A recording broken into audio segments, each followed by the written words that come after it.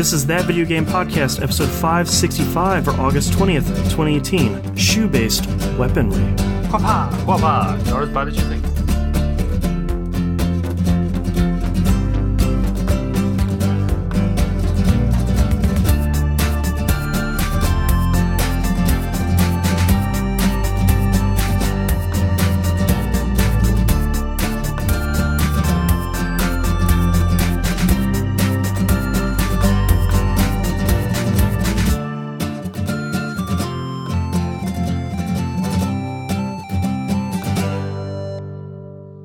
Welcome back to another episode of That Video Game Podcast. I'm your host, Boston, and joining me as always is Moonpeer.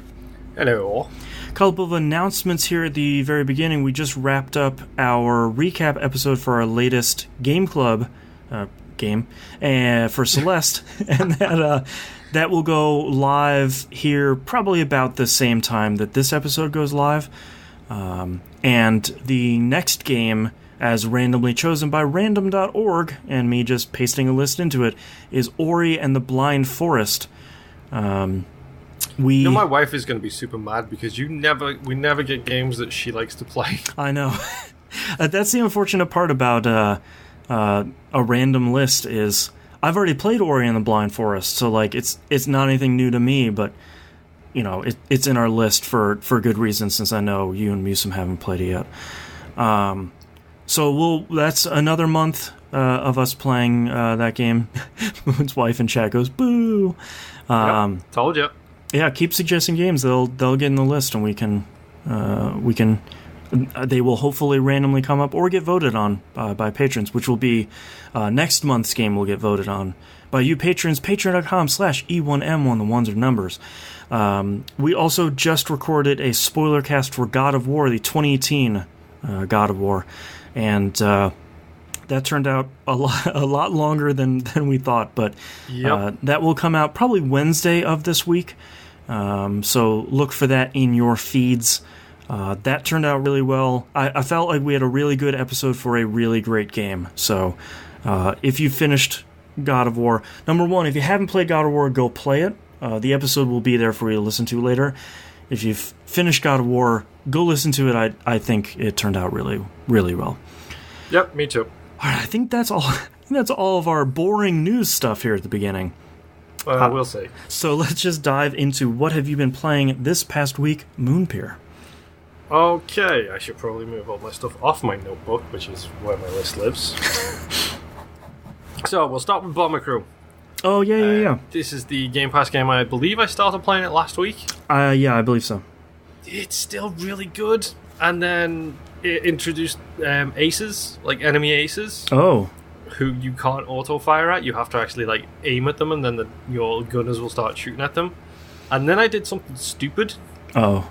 Which is I just flew around in a circle in an area getting bombarded with flak, just trying to shoot down this ace out of the sky. Right.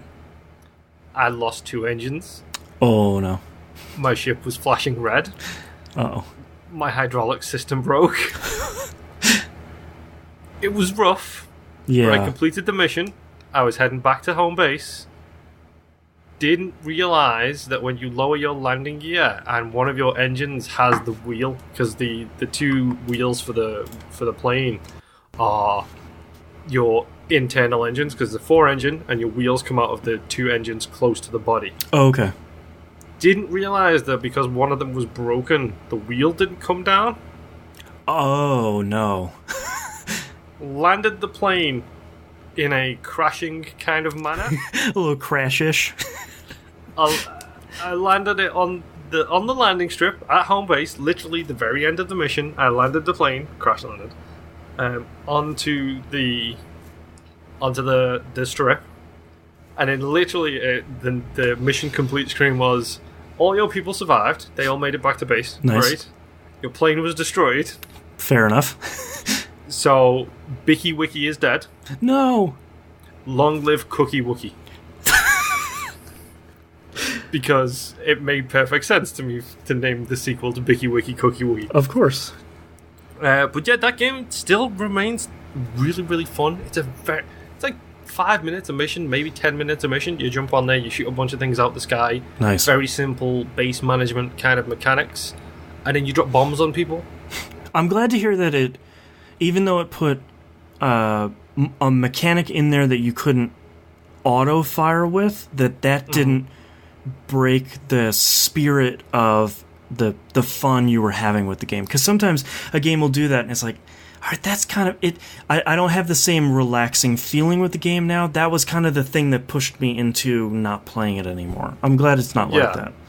No, to be honest, it works out pretty well because these are the aces. They are the top pilots of the enemy. Right. So it's a nice little inclusion to be like, you're under attack.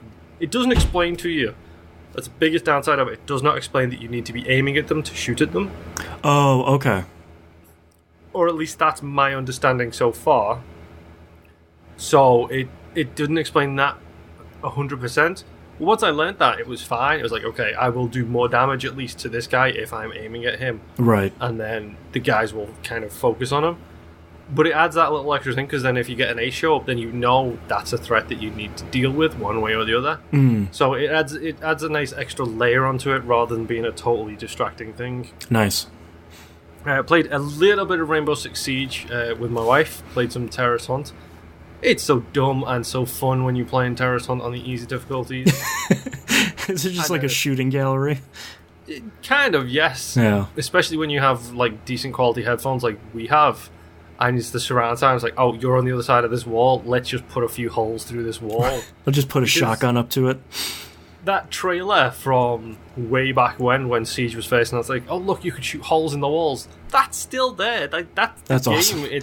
It's so cool, like being able to just literally take down a section of wall and then just use that as like as a shooting gallery for any terrorist in the next room. Right. It's like the game's great. Rainbow Six Siege is genuinely great, and I think it might be a hard sell to ask someone to jump into it now. Yeah.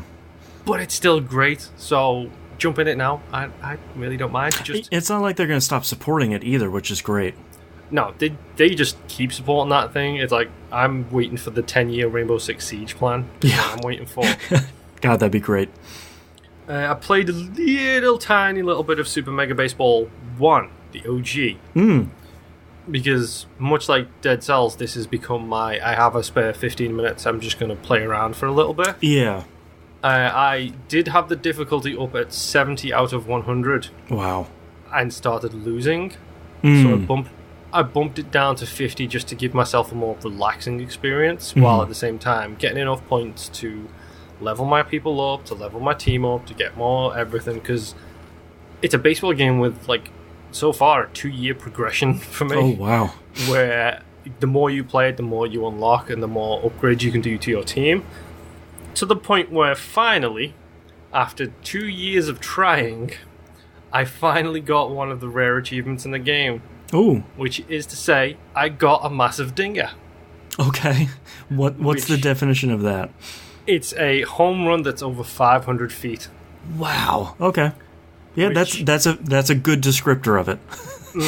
And the best part is it does that whole Xbox percentage thing, like how close you are to this achievement. But it fills that up with the maximum home run distance you ever had. Oh no. So, like, when I first started, like, 300, and it was like, oh, you're, like, 65% of the way. Yeah. And then you hit 400, and you're like, oh, 75% of the You're getting way. close. I think I hit, like, a 497 at one point. Oh, I was God. like, you are 98% of the way there. And it's been 98% so long. It was just, like... Taunting you. Yeah, pretty much, because it's so close percentage-wise, it's always top of the achievement list. Oh, right. Oh. Because it organizes it by how close you are to it, so it was always top. Killing me.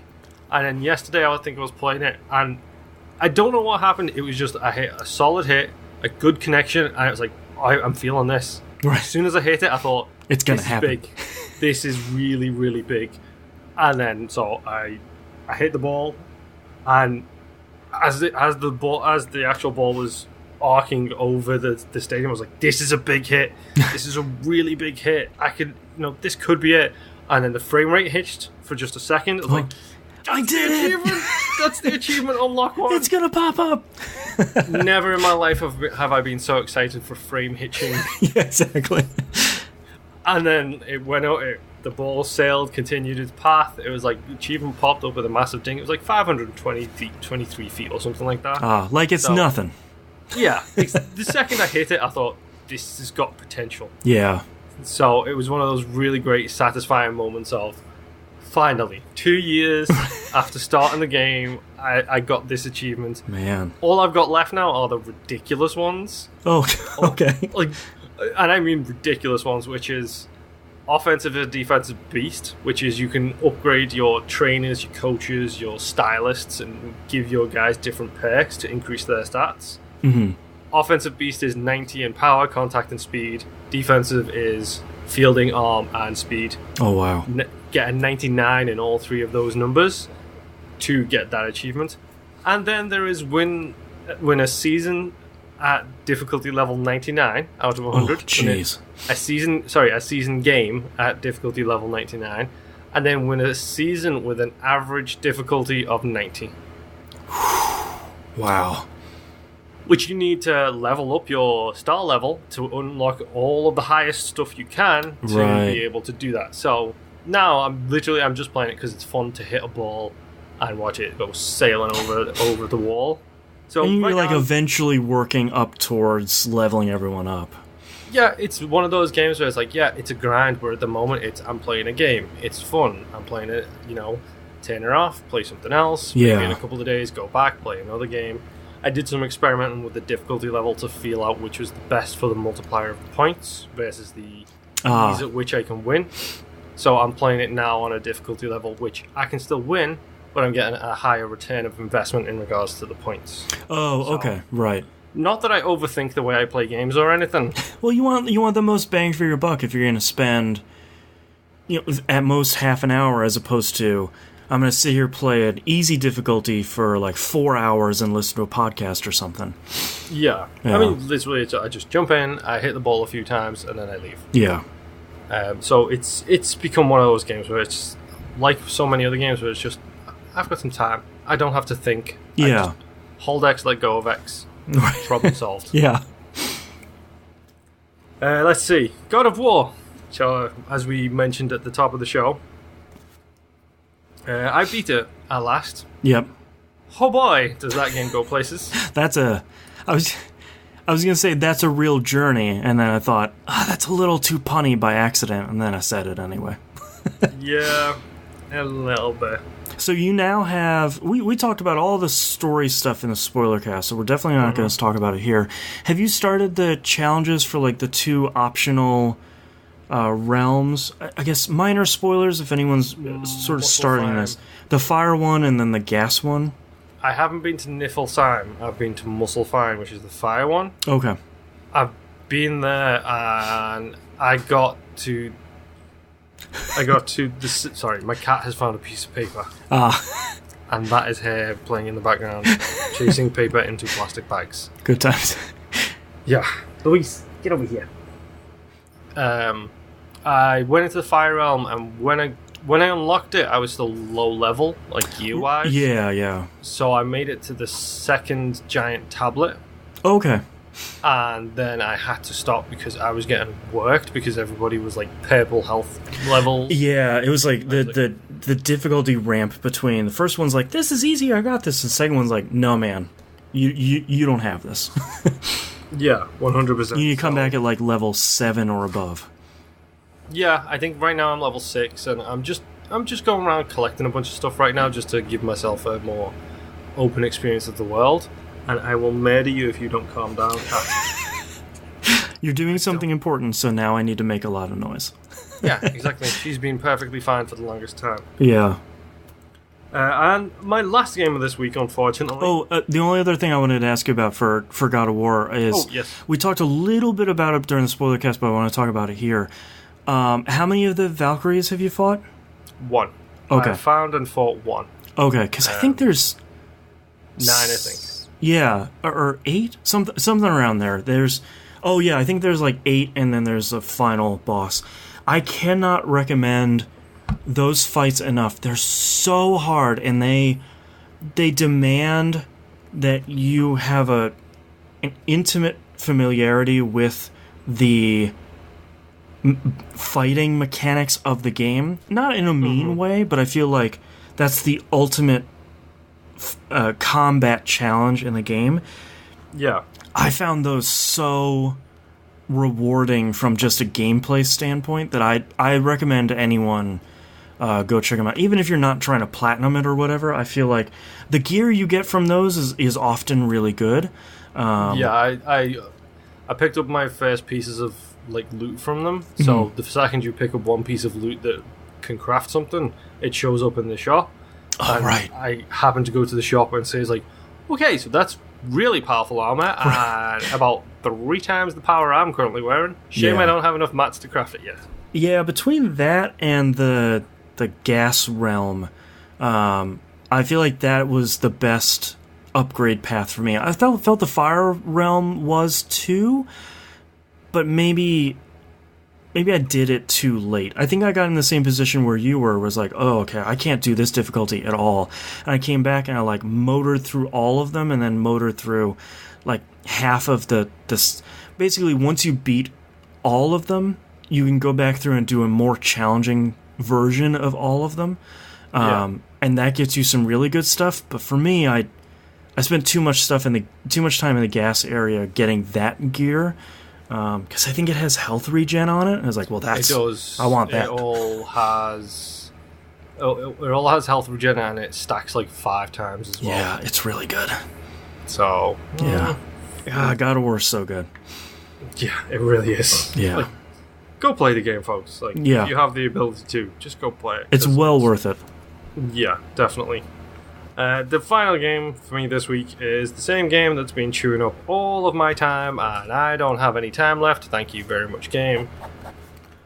You know what it is, because I'm deliberately using it as a transition again to pass the ball over to you. It's Dead Cells. It's Dead Cells. The game I cannot stop playing.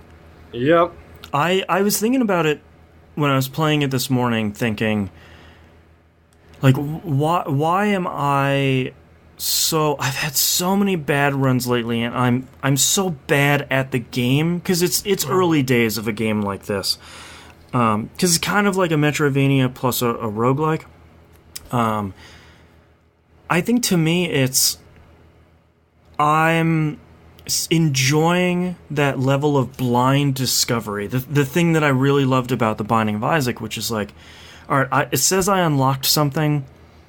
So I'm excited to find it, and then I'm excited to figure out what it does. And yeah, I think Dead Cells does that formula maybe even a little bit better than Isaac does, because I love, as you start unlocking stuff and you start unlocking more options for your starting items, I love hitting that first area where you can pick between 2 or 3 items, and then just figuring out right away how you're gonna format this run, or all right, all of these items are just disasters, this is not how I like playing this game, what am I gonna look for and what am I gonna replace first?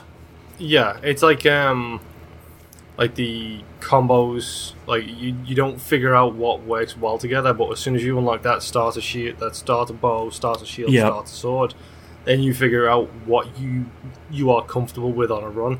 That's how I discovered the Frost Hadouken thing and the Assassin's Blade combo. Yep. Where it's ooh, this is really, really That's good. really good. Yeah. Mm-hmm.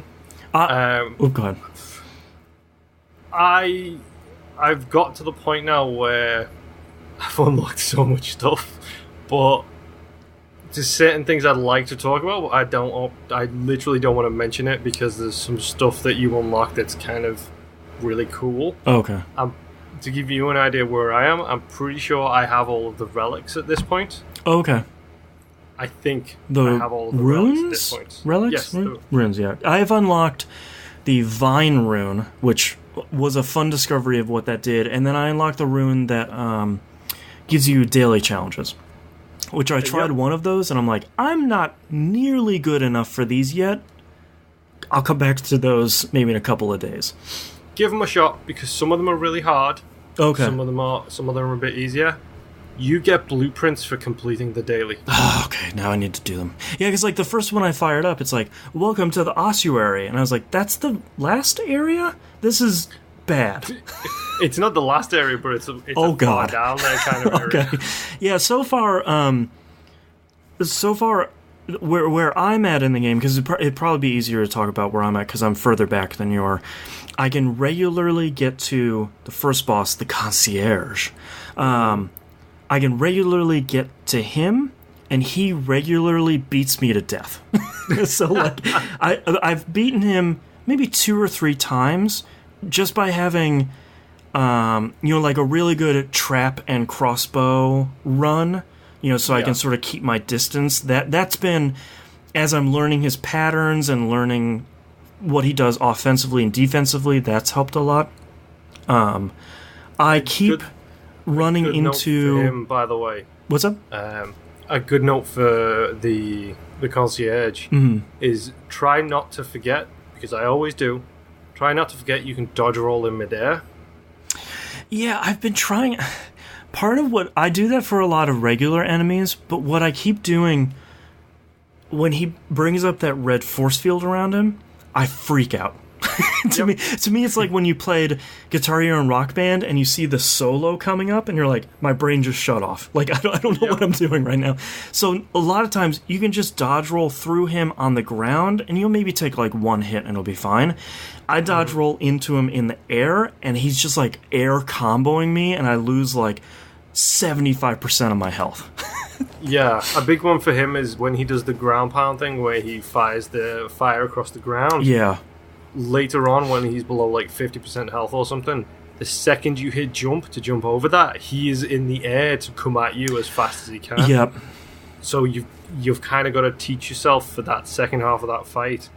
When he goes berserk. When you jump over, roll just to keep yourself a little safe from that in the air hit that he's got a tendency to do. That thing killed me so many times. Like, the concierge is no laughing matter. No.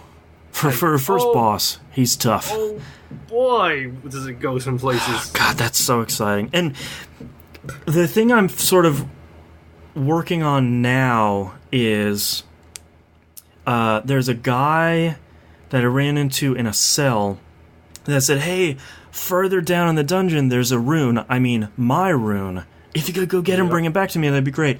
Every time I run into that dude, and there's like a super elite boss right after him, I have no charges on my potion. I'm down to like 25% health, and I have a garbage run. I never run into him when I have a super overpowered run. It's only when I'm at death's doorstep, and that enemy looks at me, and I just die. Yep, I've had a couple of runs like that. I will admit I had my first case of frustration with the game. I think it was yesterday or the day before, where I was on a kill run, like a huge killer run. Like, I was whipping everything. You have like 2 orange weapons, and you're just like cutting through people. 1 gold and 1 gold trap. Wow. Yeah, so I had myself spec'd out perfectly, because the mutations that you can get, you unlock mutations as well as you go further in. Yeah, I think I've unlocked like 1 or 2 mutations, and it's like, oh no, these are... Because my first question was, a lot of these mutations are not super interesting, and then I unlocked another one, I was like, oh, okay. Do you know which one you unlocked? I don't. I think it was the vampire one, maybe? Louise. The vampire one is not even a... Like a good one. This is really? just cat theater today. Well, and like... The vampire is not a mutation, though. The vampire is... You could be talking about one of a couple of things. Something I didn't know. There are spells that you can use once a level. Oh, I didn't know that. Take the slot of one of your traps. Oh. And literally there is one of them called Vampire. Yeah. The one you're thinking of is probably the regain 2 or 3 HP as when an enemy dies. Yeah, and like you can upgrade it so like at some point you can get like 6 or 7 health. So like those green glowy guys are pretty easy to kill. Yeah, just so you know, the level of health you regain is based on the level of the color that it is. Yes. Yeah. Which is really great, because, like, I really like... The game is so clear about so many of its systems. After... I love you, Ed, but after playing Binding of Isaac, it's really refreshing. Because, like, when you get one of those triple things where it's like, pick red, this is what happens. Pick purple, this is what happens. You have their arrows at the bottom for which ones it improves. And then, like, you pick green, here's what it does, here's how much health it gives, and here's how your vampirism one improves. Like, it goes from 4 to 5. And it's like... To me, and you and I, that's like a revelation. Where instead of like, what's going to happen if you go behind the green door? And it's like, is it good? Is it going to kill me? I don't know. Yes. We're used to much more mysterious roguelikes. Yeah, exactly. And like I feel the same way that I did when I've played so many of those great roguelikes, like Isaac, Enter the Gungeon, Rogue Legacy. Like, it's that thing where I'm frustrated that I died, especially when I'm frustrated that I had a good loadout and I was dumb and I just made a wrong decision and I didn't go as far as I wanted to. But I'm gonna immediately start a new run because now it's a new run. Like, it's a brand new day. I could do anything. I could have a great run. And to me, that's the best feeling from one of these games. When you die and it's not like, oh, all right, I'm just going to close it like screw Dead Cells. It's sort of like, yeah, all right, screw Dead Cells, but this run, this is going to be the run. This is to be the one where I'm going to do it. Yeah. Like, it's shocking about how easy it gives you those great feelings. Mm-hmm. And then you do something stupid like me and open a curse chest on a level you've never been on before. I just did that this morning. With a bunch of enemies that you don't know the attack patterns for. I did that on the immediately die. The fishing village, which was the dumbest idea, because you have those pirates that shoot the cannonballs. Was it one of the pirates? You have those shark dudes that spit into tiny sharks. It's like, I think I killed one enemy before I got mowed down by someone. It's like, I deserve that. I lost 40 cells because I was dumb. Why did I do that? Yeah. So you've beaten the concierge before? Yeah, so I met the collector, is the guy you meet right after him? The blacksmith? The blacksmith is what you're thinking of. So here's another crazy thing that I really like about the game. I like all the characters. I especially like the main character, that he has all these hand gestures because he doesn't have a head. I think that's fun. I actually am really interested in the story. Like, the malaise and, like, all this little notes and stuff you're finding around the environment and all the prisoners you're running into and corpses. Like, to me, it feels like... I'm going to talk more about Binding of Isaac. I'm so sorry. I feel like Binding of Isaac tried to do a lot of this with endings and some very obscure, vague stuff that he was putting in the game. Mm-hmm. I like how Dead Cells does it because obviously there was something called the malaise. There's something that's killing these prisoners. There's something devious going on in this prison. But I don't know what. And it's giving me enough of these little breadcrumbs to sort of be like, all right, there's something going on here. The game is poking fun at itself, where it's like, thank goodness all these illegible notes. There was one piece of paper I could read. That's good lore telling. It's like, that's great. That breaking the fourth wall is yeah, really like good. Just a little bit. It's clever the way they did it. Yeah. So, are you ready for a game changer? Okay, yeah, because we were talking about the blacksmith. Yes. Yeah. So the blacksmith, he requires a lot of cells. Right. As I'm sure you noticed. Yep. You know that door that's locked? Oh, you totally busted down. Yeah. I found that out by accident where I was like, I sort of don't want to unlock anything. Oh, you can bust through that door? That's awesome. Oh, I lost all my souls. Or my cells. Fun fact as well, you know the gold doors that you pay the fee to open? Yeah. You can bust down those too. Really? Save me so much money. Although I have so much money often. Spoiler alert, it curses you. That's awesome. That's so smart. Mm-hmm. God, this game is designed so well. So, there is a lot of things in this game. Like, this is what we pre-show, we were talking about that joy of discovery. Yeah. This is what we are talking about. Yeah. Where it's like we are both learning about this game at the same time. I think it was mentioned to you yesterday, I unlocked a weapon, like, you get the Spartan sandals really, really early. Yeah. I hate the Spartan sandals. I haven't found a build where I like them. Nope, I've not found one that I enjoyed using them. So that kind of put a thing on me of not liking any other shoe-based weaponry. Okay. I was completely wrong. Okay. Because I happened to get a gold shoe-based weaponry. Okay. That was a huge game changer for the way I play this game. Oh, nice. And that was the item that took me as far as I could possibly go. To the point where I hit a level that I basically got 2-shot killed. Wow. Which tells me I've got a whole bunch more upgrading to go to consistently get there.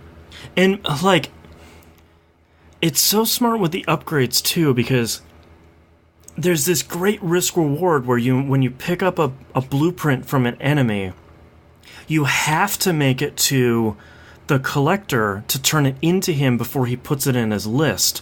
So, like, if you have something that looks really cool, it behooves you to, like, make a beeline right to him and not screw around in the level, because if you die, you drop that and all your cells, and you will have to just find it again. Yep. And on the converse side, starting a new run and seeing all those jars with all the stuff you've unlocked, I have to fill all of those now. Yep, like, I have to. That was a great moment and a terrible moment when you first hit those jars. Yep. I was sitting there playing it, and I think Jess was next to me, and I was like, that's all the unlocks in the game. I'm screwed. That's all of the items that you can unlock in this game. This is going to be a problem. Yep.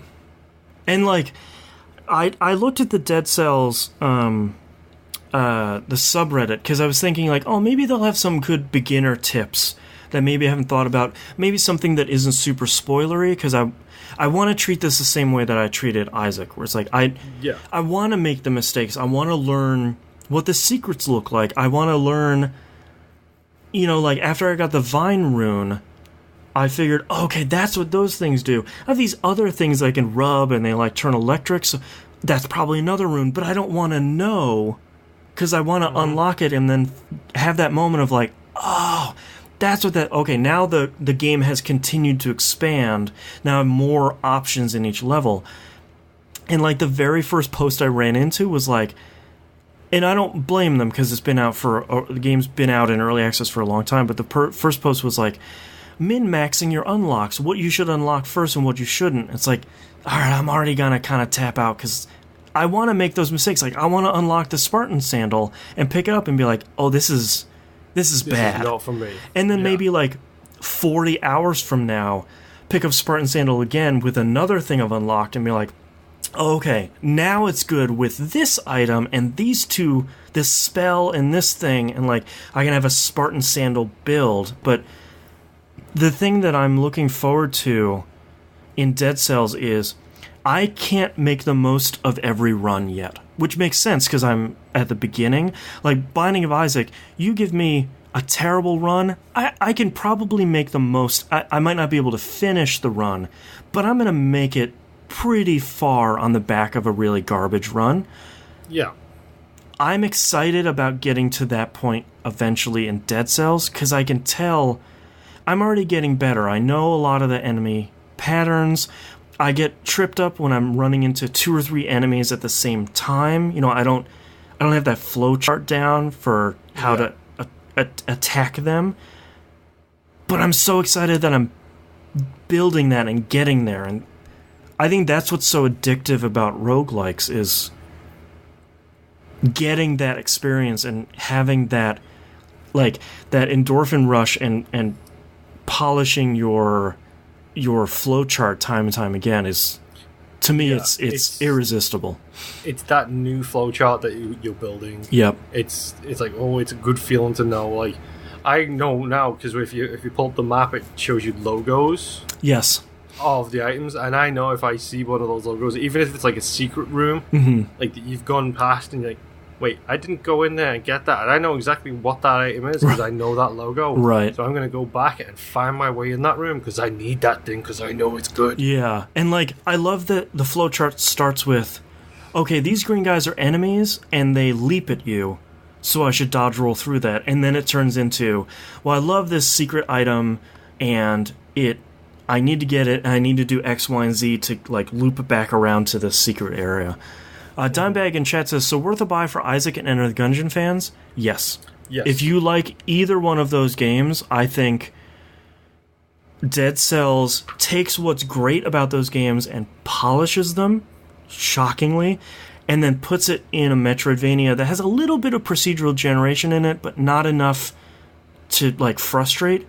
And the combination of it, I think, is really great. And I've been thinking about it a lot this week because you and I bounced off of Flint Hook pretty hard. And I think because that level of discovery, like this intangible feeling, didn't really exist in Flint Hook. I think Flint Hook also has a problem of being too hard in a mean way, where Dead Cells is hard in a learning way. But yeah, I think if any of this sounds good, if you like roguelikes and you like Metroidvanias, this to me so far is a must pick. I can already tell I'm going to spend months and months and months unlocking everything and getting every trophy and squeezing every droplet out of this game, and I couldn't be more excited. Yeah, it's already one of those games for me. I mean, it's worth mentioning, do you have the frame skip issue like I do? On PS4 so far, I have no frame rate issues. It's not specifically a frame rate issue, it's like a skip. No, it's silky smooth for me. Mine too. Mine runs absolutely crystal clear, fine as a dandy. And then every now and again, and depending on the type of run I'm having, it can be every hour, it can be every 2 hours, it can be any 5-10 minutes. Basically what happens is it's running perfectly smooth, and then all of a sudden you've teleported, let's say you're running left to right, you've teleported 4 to 5 steps to the right. Sure, right. And it's basically skipped everything that got you up to that point. Gotcha. So it's a true frame skip. Yeah. And it's not just 1 or 2, it's like a good 20-30 frames minimum of just this sudden clip, and it goes and teleports you. I mentioned this to you via text message throughout the week. I recommended this game to Indie Gamer Chick on Twitter. Right. Fell in love with the game. It was really heartwarming to see. She started getting it really bad on her OG Xbox. Oh, interesting. I get it occasionally on the X. I've heard it's iffy on PlayStation 4. It can happen. It might be an unlock thing that starts happening after you've unlocked a set. Yeah, I wonder if there's a minor memory leak. Because I know they also put this on Switch, and I know Switch gets it bad. Late game runs have some frame rate issues, which they are tackling right now, and I wonder if, as part of that, they'll tackle some of the frame skip issues on Xbox One. And I haven't run it on PS4, but to be fair, I'm not doing super long runs. Each one of my runs maybe is max 20 minutes. So there's probably some garbage collection going on in the back end between runs. But yeah, I get the impression that there's still some optimization to be done on consoles, but to me, literally that's my one issue. Yeah. That's literally the only issue I have with the game is that thing, and it's not enough for me, because you guys know me, you know how patient I can be with games that are just completely broken yes. or boring. I will go through to the end no matter what. I can understand why you might not want to play this game. IGC has dropped completely off this. She bounced off this hardcore. Yeah. And that's fine. It's completely understandable if that issue has caused, in her case, it caused her to die. Oh, yeah, yeah. So, that in a roguelike is an unforgivable kind of thing. Right. It hasn't done that to me as of yet, but that's the one thing you got to be aware of, is it is a known issue. Yeah. It's been repeated by multiple different people on multiple different setups on multiple different systems,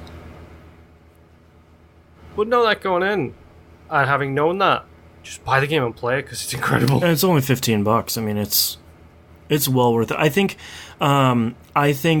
the only issue that I have with the game so far is there's an accessibility setting for bright flashes to decrease or remove those. I really wish they would put in an option to significantly decrease the amount of screen shake when you bust open a door, because there are a lot of times where I start feeling not great because of how much the screen shakes, and oftentimes if I don't need to do it, I will open the door instead of bust it down, which feels like I'm removing a part of the game. Not in a major way, but like doing the ground slam and busting open doors always feels really great, and to remove that feels a little bit of a bummer. Yeah, I mean, the door slam is fantastic, but a better ground pound I have not seen in years. Yeah, exactly. So yes, go buy and go play Dead Cells. It's incredible. I finally understand why everyone was like, hey, you should buy and play Dead Cells in early access. Yeah, as soon as people started talking about it in early access and how good it was, I was like, no, thanks, I'll wait. Yeah, I will. I'll wait until I get the full release. I'm good. Yeah, exactly. I played more Sir Questionnaire, that mobile game I'm playing. Sort of working on finishing the first major, I guess, objective they give you. Basically, one of the early weapons you can gather is just a broom handle, and they want you to gather 55 of those across all your runs. You have like 35 of them. So a lot of it is just keep doing runs and you'll work on this. I think you get a new player class when you complete 5 objectives. So a lot of it is just kind of, I'm laying in bed at night and I want to play a little bit of something before I go to bed. I don't really feel like reading anything. I'll play some Sir Questionnaire because it's a good time. Destiny 2. I did it. I'm done. Season 3 has a bow on it. I don't believe that for a second. I have not played it in like a week. So. Oh wow. Yeah, so what I mean when I said I finished it is I completed the purple armor set for all 3 characters. I got my ship, which looks really cool. And I did, it was a handful more heroic strikes to finish off the rank 50 for the PvE rank. I got the other exclusive ship, and I finished up the last PvE ornament for this season, so I have all 5 of them for the PvE ornament set, which I sort of did slowly over the whole season. Yeah. What were you going to say? Sorry? I still think we need to have an intervention with you in this game. Probably come the 4th, yeah. Okay. Probably. But now at this point, I've completed all the PvE and PvP stuff that I wanted to do. There's way more stuff I could do, but it's either like get a group together and do a raid, which I don't have the time to do escalation protocol, which I also don't have time to do, get the the Whisper of the Worm sniper, which I don't have time to like sit around and wait for public events to happen because it's tied to that. You know, there's a bunch of other stuff I can do that I'll do in the future, and it'll be even easier when I come back to do it because I'll be so much higher power level. Yeah.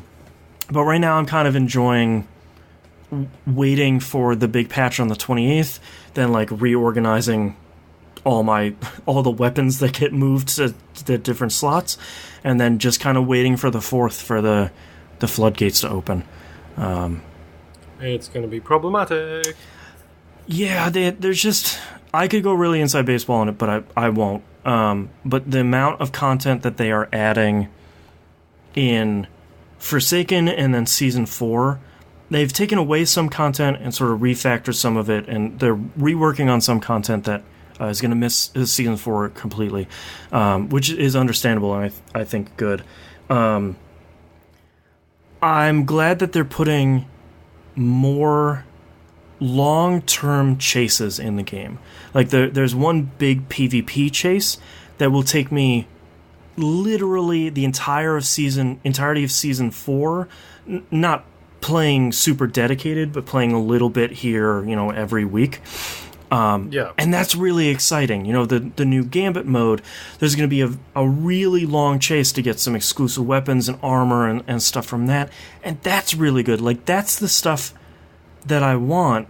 I might not be able to play this weekend for this event that's here for 2 days, because we might be recording an episode on Saturday and 2 episodes on Sunday, and then I have to edit.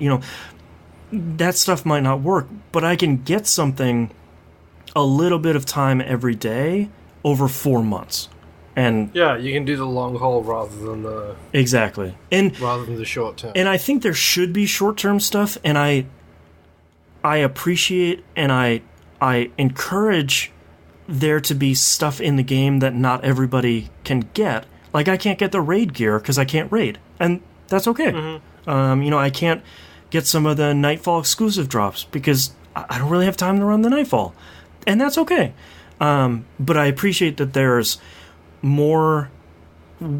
more avenues to get stuff for people like me that maybe have at most an hour to play in 15-minute chunks a day, or 2 hours a week.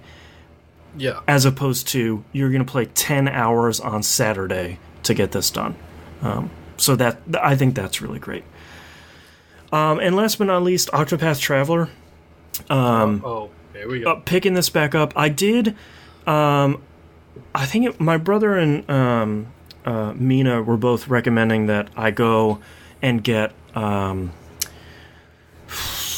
don't even remember her name. The dancer, who everyone was saying she had the most interesting story, and her name's Primrose.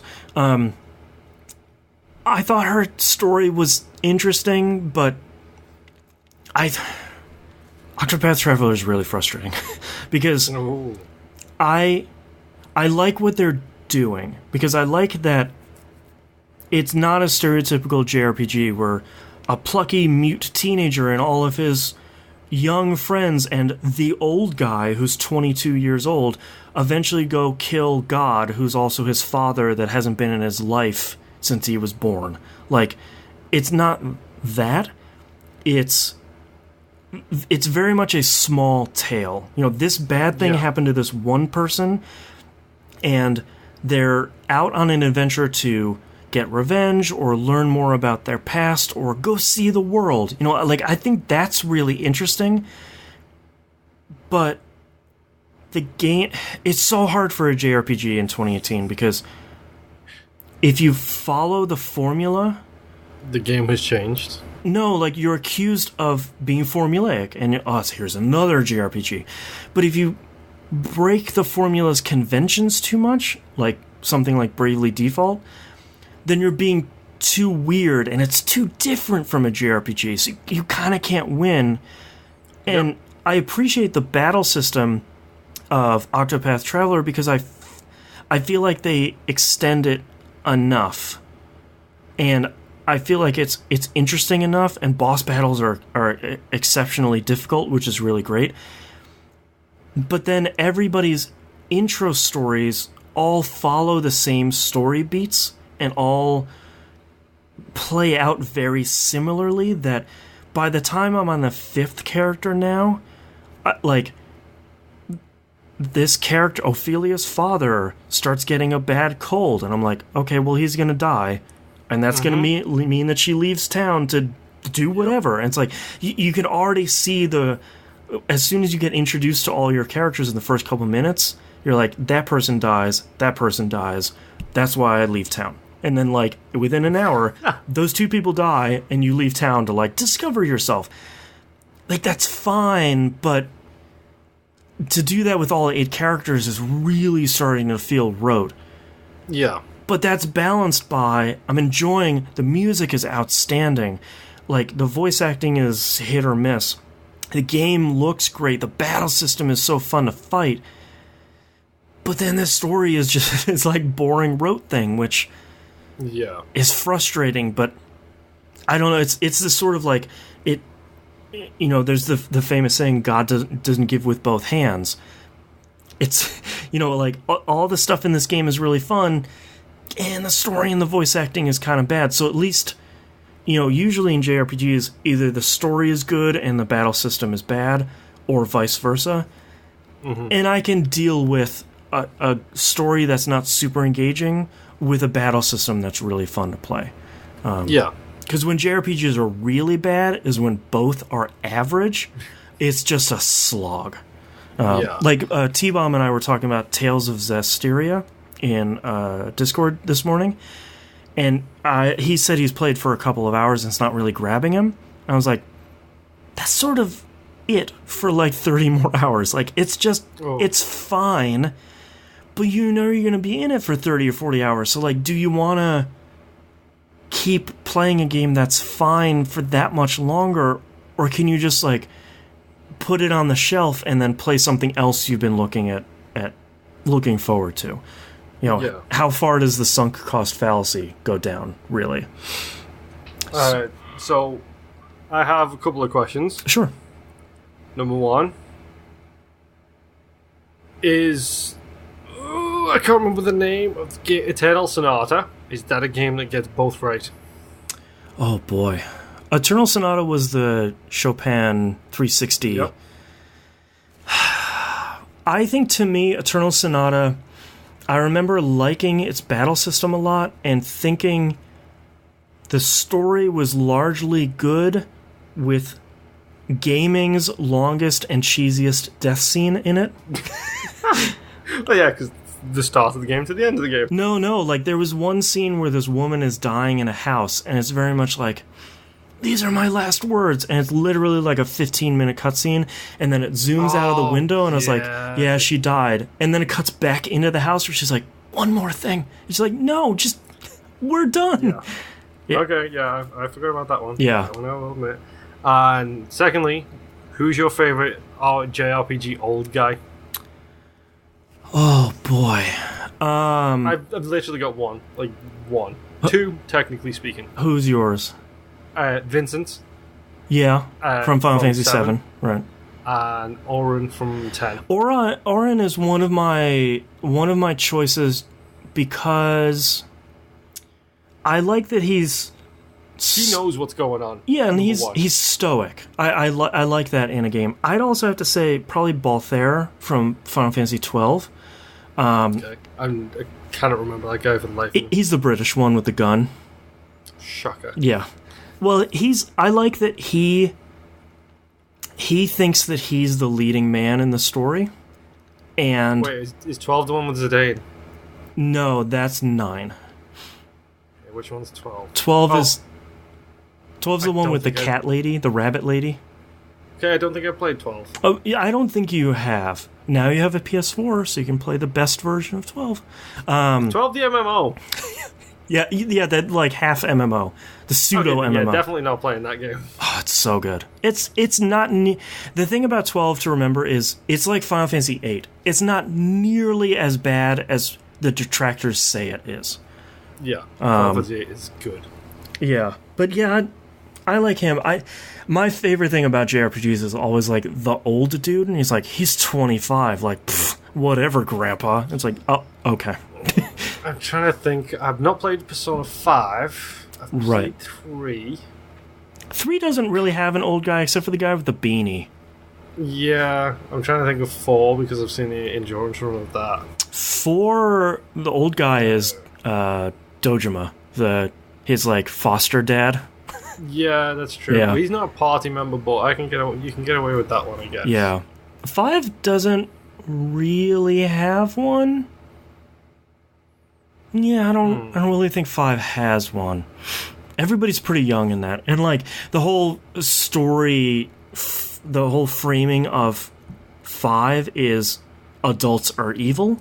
So it's very much like it's very much like all of your party members are in high school. So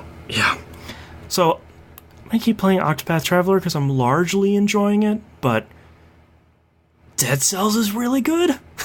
And thank God I don't have it on Switch, because I feel like I wouldn't be sleeping. And I'm like a little afraid to go back to Hollow Knight now, because it's been a couple weeks since I've played it, and I really need to finish it in time for top 10 this year. Yep. But I have so much other stuff to play. Yeah. It's who knows? Like, let's not talk about those games again, shall we? I don't want to start crying again. No. But that's all I've been playing this week, so let's take a break.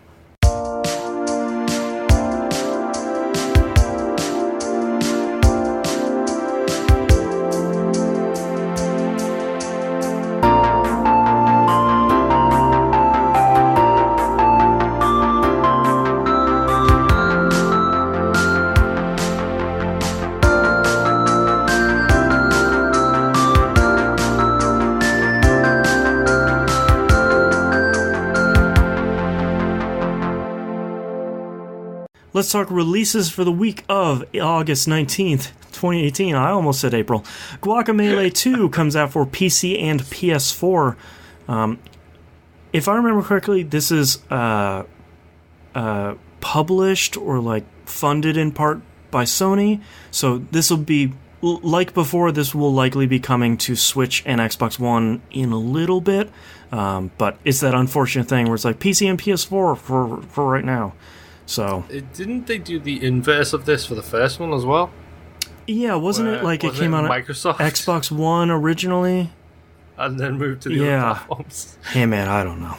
Business deals, am I right? I'm very curious to see what this is, because I liked the first Guacamelee, but never finished it because I kind of got sick of it. Mm-hmm. And for me, it got a little bit too hard at some point. And I feel like the best thing they could do is make another one, and hopefully they've smoothed all those edges. Yeah. That's pretty exciting. Shenmue 1 and 2, the remasters come out PC, PS4, and Xbox One.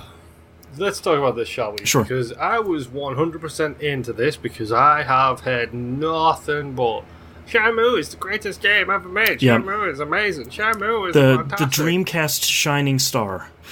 Yep, and then I watched the endurance run of it.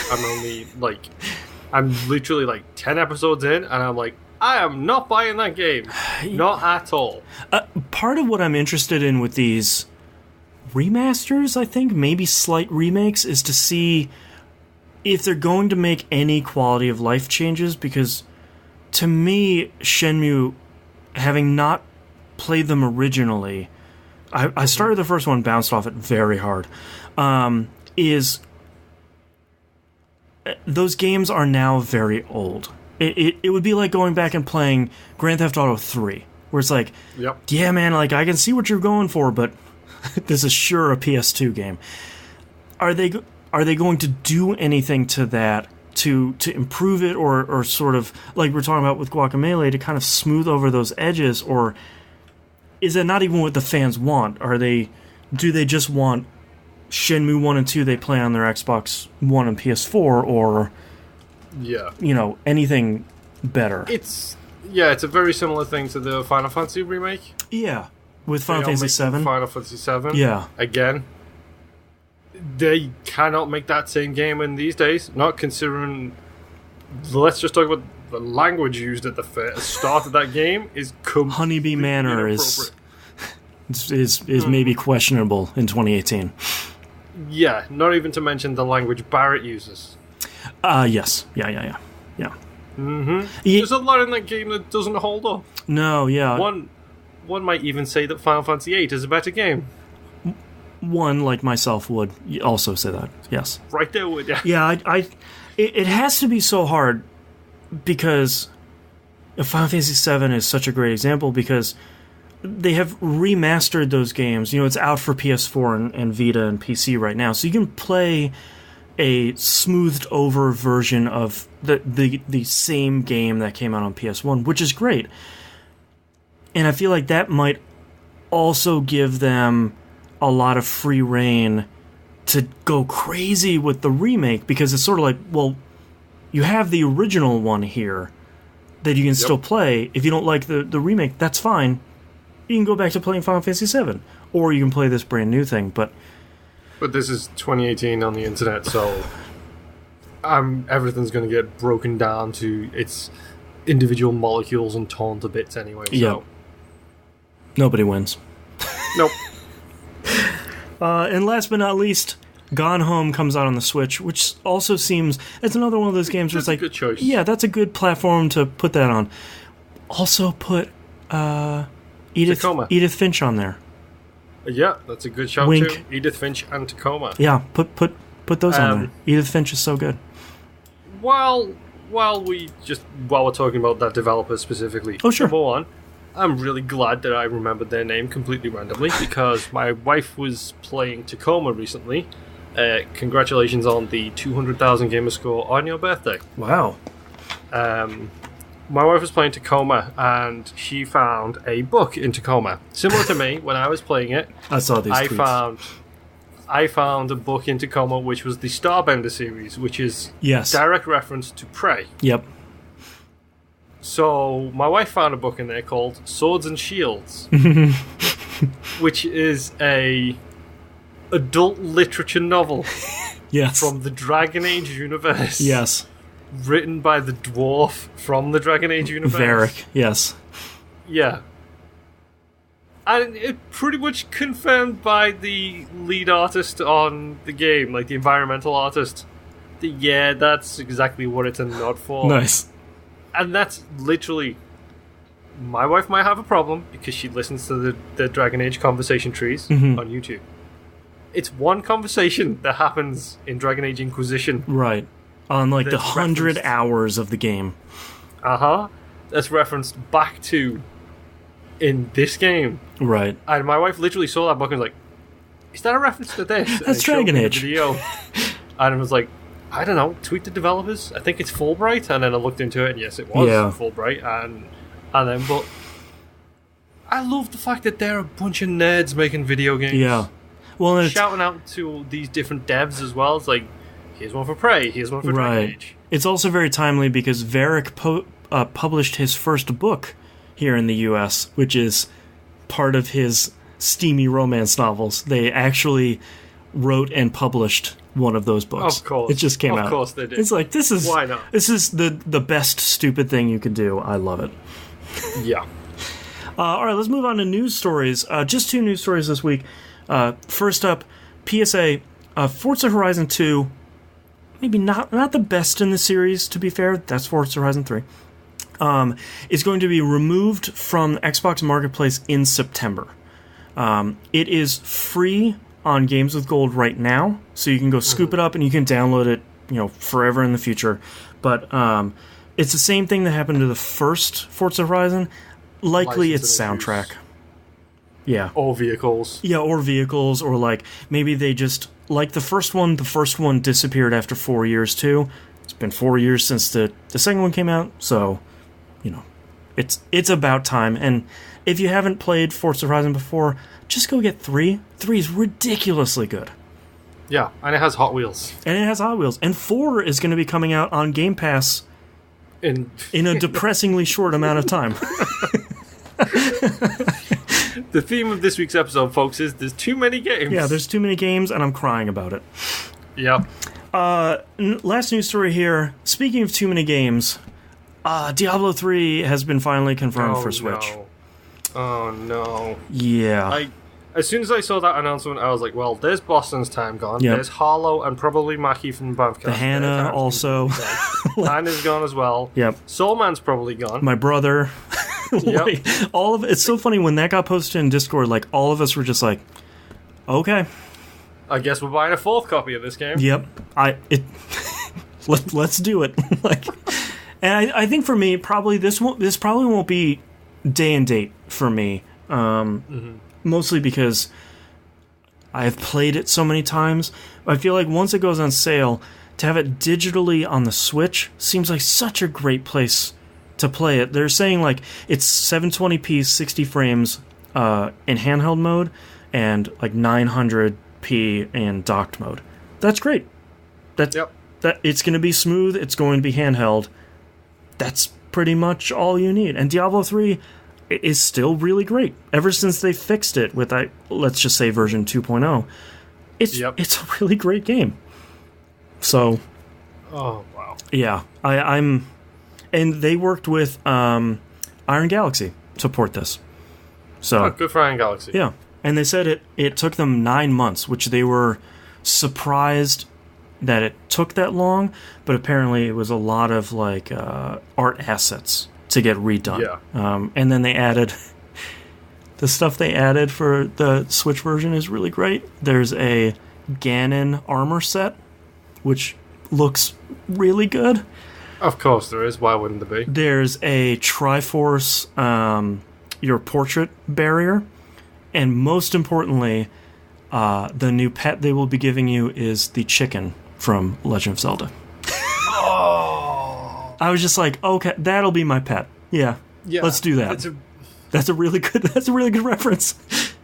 That's a really good reference. I think it would have been so much funnier to have Star Fox Fighter flying around. That'd be great. That'd be great. Like a little mini version. You know what's even better is there's on the Diablo 3 website, there's a mini site for this Switch version, and if you click on the chicken pet a bunch of times on the webpage, there are a whole bunch that come out and attack you. Oh, it's so just like, all right, you got it right. Like, come on, boys, stop being so good. I want that pet to take a bunch of damage, like be actually in the game, take hits from enemies. Yeah, and just have 30 of them come out. Suddenly summon a whole bunch of them. Diablo killed by chickens. Yep. That'd be great. All right, let's move on to our questions here. T-Bomb Rocks hits us with a couple questions. With the news of a new type of multiplayer coming to Doom Eternal in the form of other players invading Dark Souls style but controlling enemies. So first off, have you heard of that? Nope. Okay, so they're going to have like a Dark Souls style thing where you can turn this off in settings too. So before we get into this, someone can invade your game and play as one of the monsters. Yeah, it's a nice touch. It's a good idea. Also, it will be getting turned off for me because I have enough dealing with the idiots and morons in my day-to-day life. Yeah, well, and to me, like that's not. I might play that on like future playthroughs, but not for my first playthrough. I don't want someone coming in day 2 and knowing like the best cheese spot for the Revenant, and they're like floating in the sky and just pew pew pew for like an hour. Like that's not. Yeah. Also, see why I'm not picking up Fallout 76. Weird. Mm-hmm. I tell you what, I will pick up Fallout 76 when I can do private service and 100%. I have 5 other friends to play it with. Yep, 100%. He says, what are some other franchises that focus mainly on single player that could also do this? That's a good question. I feel like... Zelda. What's that? Zelda. Oh, that'd be interesting, yeah. Have a be a fight moblin. with Ganon. No, have a fight with Ganon be against a human. Oh man, it'd be like in Demon Souls with that scarf guy with all the chairs. Yep. Like if you were online, that was another person. Mm-hmm. Like, that would be incredible because Ganon's meant to be a really bad guy when, let's face it, his boss fight in almost every single game. I don't know about the new one because I haven't played it, but his boss fight in pretty much every Zelda game he's a wussy. Hit him with arrows of light. Yeah, yeah, exactly. Yeah. Wow, what are some other franchises that could do that? Like, the first thing I thought is, well, maybe Skyrim could do it, but the enemies in that are not the point. Like, no. That's just fodder. And I really don't want a human-controlled giant running into the town. Yeah. And smashing everybody into the sky because they felt like it. Maybe something like XCOM? XCOM would be interesting. Because I feel like the enemy AI in those are pretty good, that if a human controlled the other team, or even like just one person on the other team, I feel like it wouldn't be that big of an interruption. Yeah, Dan Bag and Chat with a great suggestion. Dead Cells and Enter the Gungeon is a mimic chest. Oh, you monster. Yeah. That would be problematic. Have a mimic chest just juggle comboing you. To me, like, I think the weird part about this is, I think this is a really good question. I think the hard part is we're just starting to see this with some games that are coming up, like Fallout 76. Though that's different. That's few NPCs, a lot of multiplayer people. Like it's more of a true like PvP thing. Yeah. So I almost feel like this is a good question maybe like 2 years from now, where we've had the successes and failures of people trying to do this with single-player games, where it's like, all right, well, Doom Eternal did that really well, but, Elder Scrolls 6 did that really poorly, but this other game did it okay. Yeah. I'm trying to think of single-player games that... Because the problem you run into is you've got to look into a single-player game where the big bad, it can be slightly bigger than you, but it can't be something huge and titanic. So FTL, you can't have can't have it on that. You could with the smaller ships, but with bosses and stuff like that, I think stuff like this you need to be looking at bosses to be human controlled. Yeah. Random enemies, like what's going to happen if this person jumps in and controls just a normal regular dude, like a normal regular enemy? When they die, do they get spawned into something else? Do they have the choice to stay, or do they get kicked? Right, if they spawn in as an imp and you shoot him with a BFG once, it's like, cool, I got to play for 5 seconds. This dude is just like ripping through the back half of this game. Yeah. So do they get to choose what they spawn as? Do they get to respawn into something else if they're killed? That's a good question. So you've got to kind of base it off ideally like boss or mini boss fights, and the problem you run into is everything's so much about scale these days. Right. It's like, yeah, I want a human to control this dragon. Yeah, exactly. While I'm just a regular dude. Right. It doesn't always work out that well. Yeah. Yeah, and I think that's why it'll be interesting to see how Doom Eternal does it. Because, like, if you can play as an imp, that might be fun, but, it'd be interesting to see from an invader's standpoint how they make that worthwhile. Yeah. Yeah. He also asked, another indie game called Graveyard Keeper launched in Game Pass. This has been a trend over the last few months to the service. Aside from the current marketing, how can Microsoft use this to target more casual gamers that only buy a few titles a year? Well, let's talk number one about the indie games going straight to Game Pass. I've heard so many people talking about this game. Yep. Because of Game Pass. Literally because it's in Game Pass. Yep. Because it's free. Why not give it a shot? Yeah. I'm not going to lie, I have it downloaded. Mm-hmm. It scares me. Genuinely scares me because it looks like Stardew Valley, except it's a graveyard instead of a farm. Your wife has been talking about it a little bit, and it sounds like she's having the same problems that everyone else is, where it's like, this game is really great, but the grind to do everything is very long and frustrating. Yeah. Also, limited tutorials kind of thing. Right. So, it's interesting. I think it's a really smart move. Like, if you're an indie game developer, I'm pretty sure you're probably getting a kickback for every single account that says, I will download this game. Oh, I'm sure there's some payment method, yeah. It's not going to be the same. I'm pretty sure it's not going to be the same as people buying the game, period. Right. But I can tell you right now, for example, the second Vermintide 2 leaves Game Pass. Scoop it right up. I will be buying that game. I think, to me, if you're looking to target more casual gamers, I think you do what Microsoft is planning to do later this year and early next year, and just market the hell out of it, is you put Gears of War, Crackdown, Forza Horizon, Forza 7 or 8, whichever the next one is. You put the next Halo game, like you put your genuinely big AAA tentpole titles on there, and you say, for X number of dollars a month, which by the way is a sixth of how much each one of these games cost, you can just play them right now for free, for for $10. Look at how cheap that is. Here's all the games. Like, we would have bought Sea of Thieves day one if I didn't get Game Pass. Yep. That $60 that I would have paid for Sea of Thieves is still in effect now. Yep. How many games later? Have I? I'm talking Bomber Crew, like State of Decay 2. State of Decay 2, the last train, like all these games I'm playing are from Game Pass. Yep.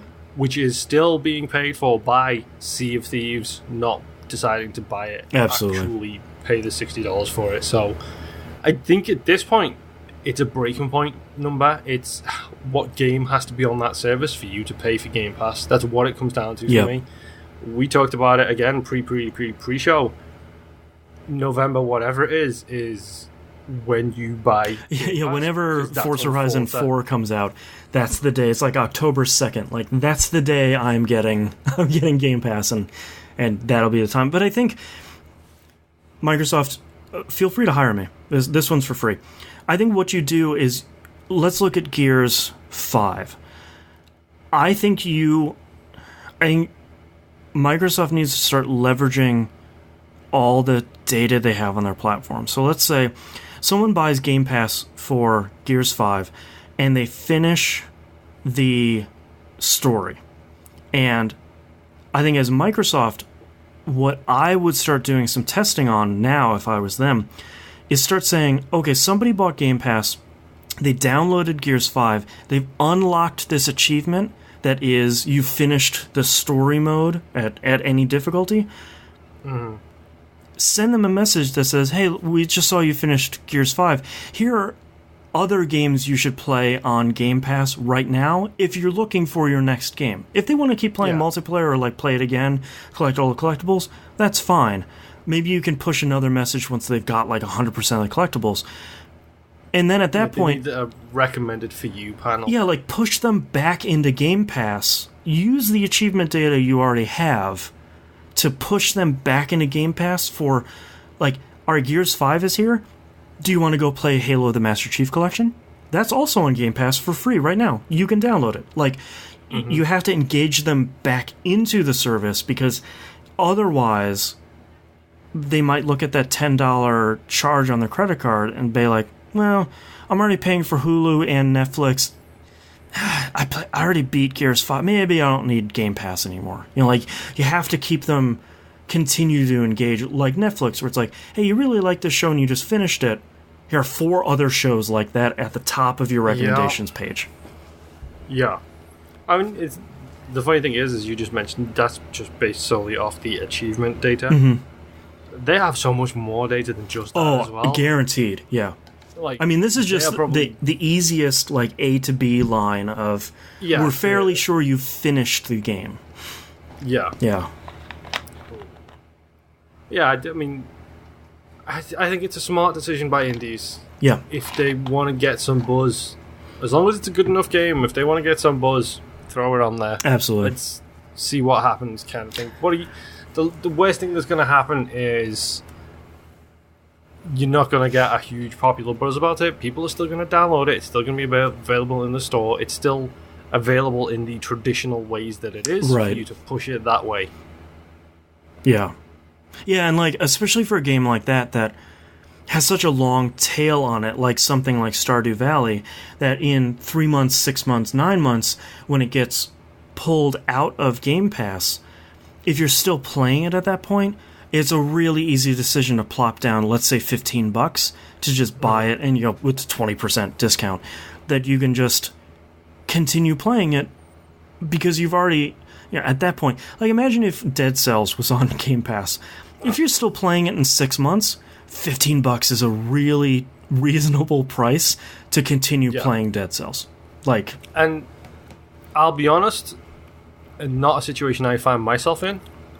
For someone like you, this is when your young one is older and in the game playing space. Yeah. Yep. Here is your Xbox account. Here is your PlayStation equivalent. Right. All the parental settings have been set. Yep. And here is the Game Pass games that you can play based on all these settings. Yep. Knock yourself out. Yeah. Don't go crazy on bandwidth. Play what you want. Yes. You can't buy anything because I've locked your account out. That's a good point. Yeah. But that gives kids so much access to video games that I am not a fan of the used game market. Yeah. I buy everything digitally now, so they're getting my money and they're keeping it one way or another. Yep. I had to, when I was younger, I had to trade games in to afford more games. Absolutely. Yep. Because I was a broke teenager. Yeah, and for me, it was very much, we'd go to Blockbuster on Friday night, We'd rent a game. Get rentals. It'd go back on Sunday morning. Yep. If play as much as you can. If you want to play the game again, you can rent it next week. You have to pay like $5 for a couple days. If you're super lucky, you might get that same cart you had last week, and that to save you win the lottery at that point. Yep. But yeah, that's a really good point. You can pay $10 a month as opposed to $60 per game, and then the whole family gets to play. If I was a kid these days, and because we had the Genesis, we had the SNES, we eventually got an N64. It's like, okay, I've got 5 games to choose from. Right. Yeah. That I own, and I ain't getting a new one until my birthday happens. Yeah. If I'm very, very lucky. Yep. Now I load up my Xbox Game Pass 100 plus. Yeah, exactly. That's a dream. And it's a very wide variety of games. Yeah. So it ranges from the small, the quick, to the long and overdrawn.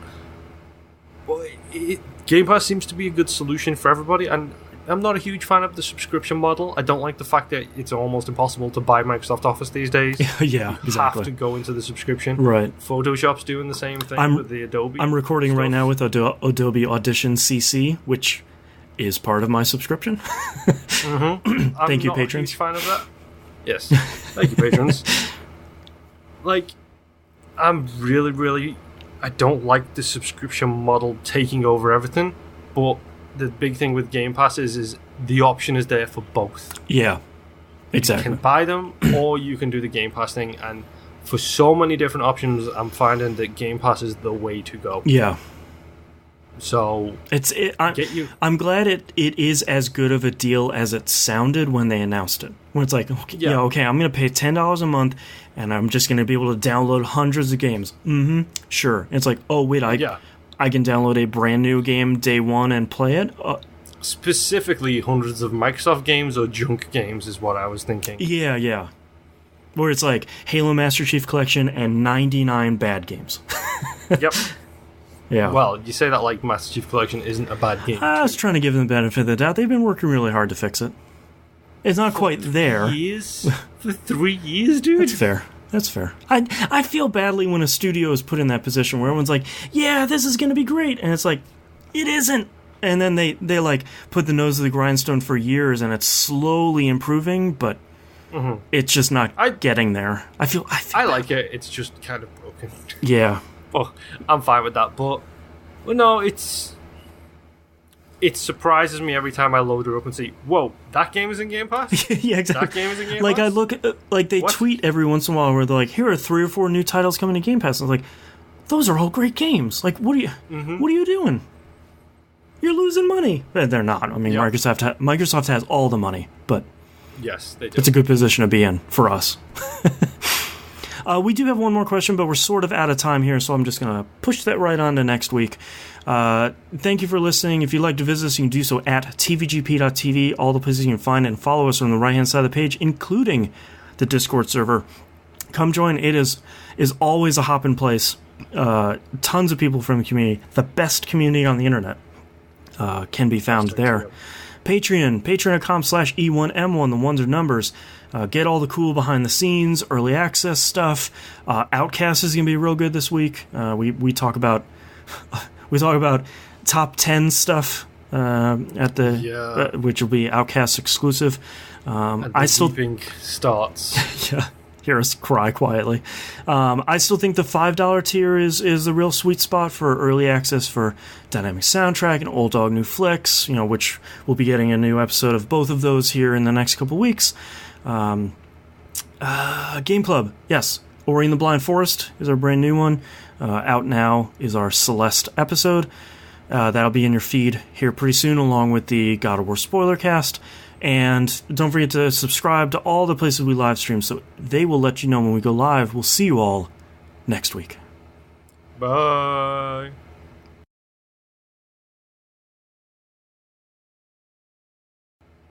1, 2, 3, 4. I have 5 titles. I got like 8 again, dude. Oh, okay. And it was good. I started off so slowly, and then it seemed to ramp up after we hit our stride, and they just started happening. Hold X, Let Go of X. That's a real journey. Thanks to Dimebag for the "I'll murder you if you don't calm down" cat. It's Dead Cells. Pre-show. Oh yeah. Build that flowchart. It's a bit long, but what my kind of suggestion is: who's your favorite JRPG old guy? Nobody wins.